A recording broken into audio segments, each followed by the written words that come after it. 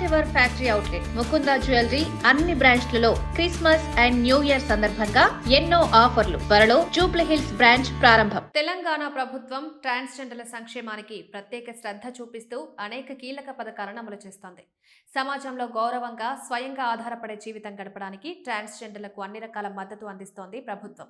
ఈ క్రమంలో వారు ప్రభుత్వ, ప్రైవేట్ రంగాల్లో ఉద్యోగావకాశాలు పొందేలా, స్వయం ఉపాధి వ్యాపారాలు ప్రారంభించేలా, ఆర్థికంగా స్వావలంబన సాధించేలా పథకాలు రూపొందిస్తోంది. తాజాగా రేవంత్ సర్కార్ ప్రకటించిన ప్రధాన పథకం ప్రకారం 18 నుంచి 55 ఏళ్ల మధ్య వయసు గల ట్రాన్స్జెండర్లకు 75,000 వరకు 100% సబ్సిడీ రుణాలు అందించనున్నట్లు వెల్లడించింది.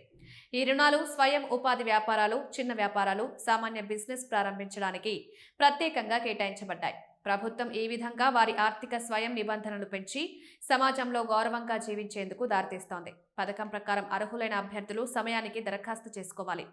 జిల్లా స్థాయి కమిటీ దరఖాస్తులను పరిశీలించి అర్హులైన వారికి రుణాలను ఆమోదిస్తోంది. హైదరాబాద్ జిల్లాకు మొత్తం 30 స్వయం ఉపాధి యూనిట్లు కేటాయించబడ్డాయి.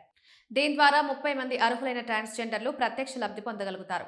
రేవంత్ సర్కార్ ఈ పథకం ద్వారా ట్రాన్స్జెండర్లకు కేవలం ఆర్థిక సహాయం మాత్రమే కాకుండా వారికి సమాజంలో సమాన హక్కులు, గౌరవప్రదమైన జీవనం, సుస్థిర భవిష్యత్తు సాధించే మార్గాన్ని కూడా అందిస్తుంది. రాష్ట్రంలోని అన్ని వర్గాల సంక్షేమం, సమానత్వం, ఇంక్లూజన్, ఆర్థిక అభివృద్ధి కోసం ఈ పథకాలు కీలకమని ప్రభుత్వం పేర్కొంటోంది.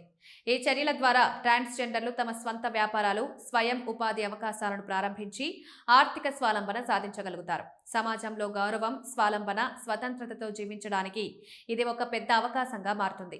ఈ విధమైన సంక్షేమ చర్యలు తెలంగాణ రాష్ట్రాన్ని సమానత్వం, సామాజిక న్యాయం దిశలో ముందుకు తీసుకువెళ్తున్నాయని ప్రత్యేకంగా చెప్పొచ్చు.